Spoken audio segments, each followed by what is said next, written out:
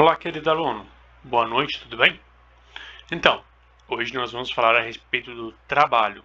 Não, não é a respeito do nosso trabalho de EI ou o nosso trabalho a nossa lista de exercícios, né?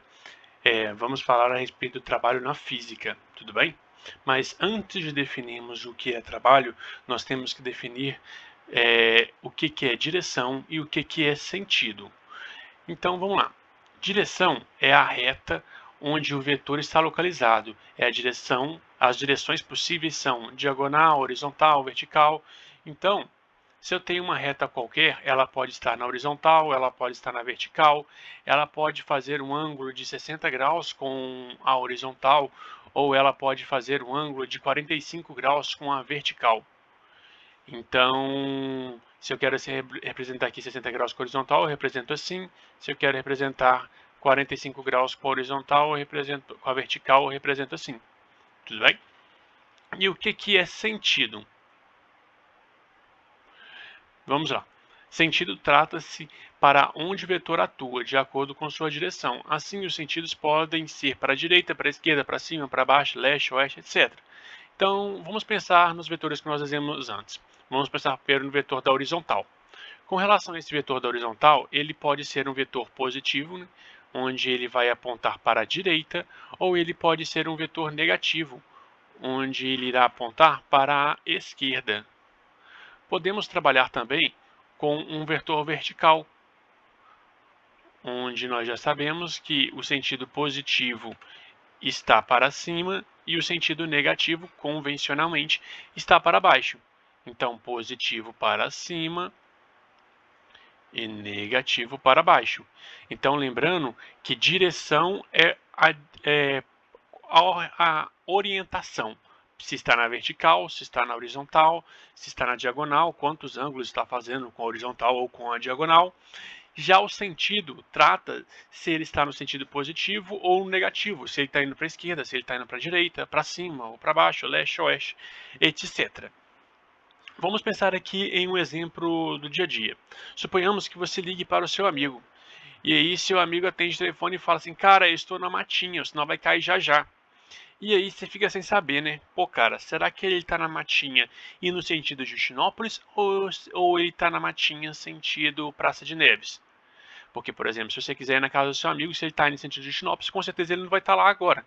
Se ele tá no sentido Praça de Neves, provavelmente ele vai chegar em alguns minutos, né? Então, o que acontece? Definir apenas a rodovia onde você está, ou seja, definir apenas a sua direção, não é o suficiente. Você tem que definir também o seu sentido, tudo bem? Então, o sentido trata-se disso. Bem, agora sim vamos entrar em trabalho. Bem, o trabalho é definido como uma grandeza física que mede a transferência ou a transformação da energia. A unidade de medida dessa grandeza escalar é o joule. O trabalho ele é escrito como sendo F vezes D vezes o cosseno do ângulo entre eles. Bem, quais são essas variáveis?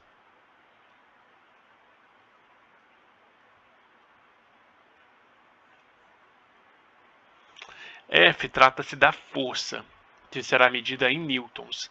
D trata-se do deslocamento, que será medido em metros. E o cosseno de θ é o cosseno do ângulo entre a força e o deslocamento. O trabalho ele pode ser resistivo ou pode ser um trabalho motor.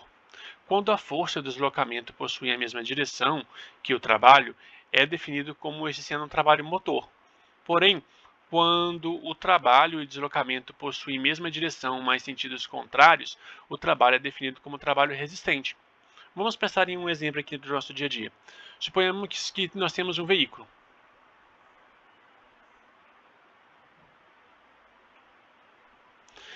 Em determinado momento, o condutor deste veículo aciona os freios do veículo. Então, o veículo está se deslocando para lá. No momento em que o motorista acionar os freios, o freio do veículo ele vai agir contra o deslocamento, não é?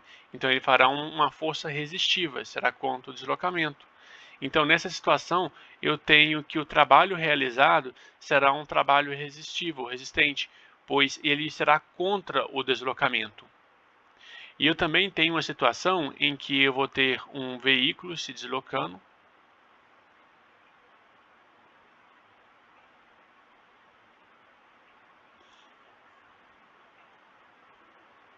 E o motor está realizando uma aceleração no veículo, ou seja, o motor está aumentando a velocidade, ele vai atuar no mesmo sentido do deslocamento, né? Então, nessa situação, o motor está fazendo o trabalho motor, que é exatamente aumentar a velocidade do veículo, ou ele está atuando a favor do deslocamento. Tudo bem? Vamos resolver alguns exercícios agora.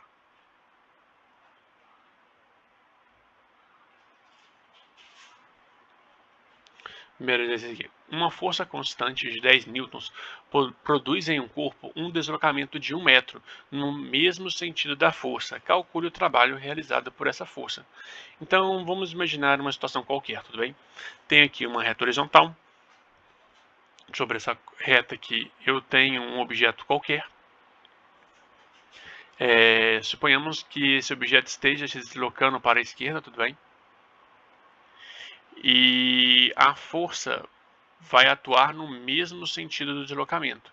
Então, tem uma força aqui atuando no mesmo sentido do deslocamento, olha, sobre o corpo, tudo bem? Então, como eu tenho força e deslocamento na mesma direção e no mesmo sentido, eu tenho que esse aqui será um trabalho motor. E na situação do trabalho motor, eu tenho que o trabalho é igual a força vezes o deslocamento vezes o cosseno do ângulo entre eles. Nesse caso aqui, como os dois apontam na mesma direção e no mesmo sentido, o ângulo entre eles são 0 graus. E nós sabemos que o cosseno de 0 é igual a 1. Então, eu vou ficar que trabalho vai ser igual a 10 vezes 1 vezes 1. Então, eu vou ficar que trabalho vai ser igual a 10 vezes 1, 10 vezes 1, 10. Então, o trabalho vai ser igual a 10 joules. Vamos fazer um outro exemplo agora.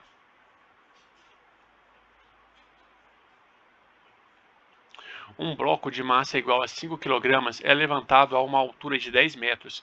Calcule o trabalho realizado pela força-peso, sabendo que a gravidade no local é de 10 metros por segundo ao quadrado. Então, vamos pensar aqui. Eu tenho um corpo de massa de 5 kg. Então, M é igual a 5 kg. Ele vai ser levantado, não é? Então, o deslocamento dele é para cima. Ele pede para você calcular o trabalho da força-peso. Sabemos que a força-peso vai sempre apontar para baixo, para o núcleo do planeta, tudo bem? Então, força-peso apontando para baixo. O que mais que ele me deu de dados? Ele me deu que o valor da aceleração é de 10 metros por segundo ao quadrado. Então, A é igual a 10 metros por segundo ao quadrado. E ele me deu que o deslocamento, que é o D, é igual a 10 metros. Bem, vamos pensar aqui. Ele pediu o trabalho realizado pela força-peso. Mas quanto vale essa força-peso? Nos lembrando do bimestre anterior, onde nós trabalhamos com as 3 leis de Newton, nós tínhamos a segunda lei de Newton, que a força é igual a massa vezes a aceleração.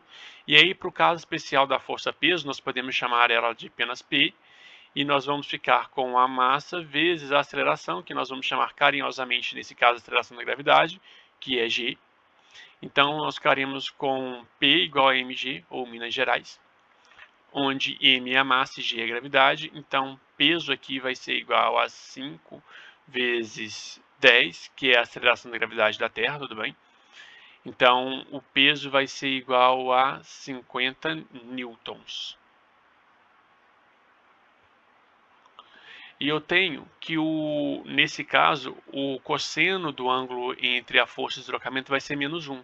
Por que é menos 1? Porque o ângulo ali, que eu vou chamar de θ, vai ser de 180 graus. Porque eu tenho o deslocamento para um lado e a força para o lado oposto. Nessa situação, o ângulo entre eles a gente chama de ângulo raso ou 180 graus, tudo bem? Então, o cosseno de 180 é igual a menos 1. E aí eu vou ficar com a equação de trabalho, onde trabalho é igual a força vezes o deslocamento vezes o cosseno do ângulo entre eles. E eu sei que o trabalho aqui vai ser a força que vale a força-peso, né, que é 50 newtons, vezes o deslocamento, que é de 10 metros, vezes menos 1, que é o valor do cosseno do ângulo de 180. Então, o trabalho aqui vai ser igual a menos 500 joules.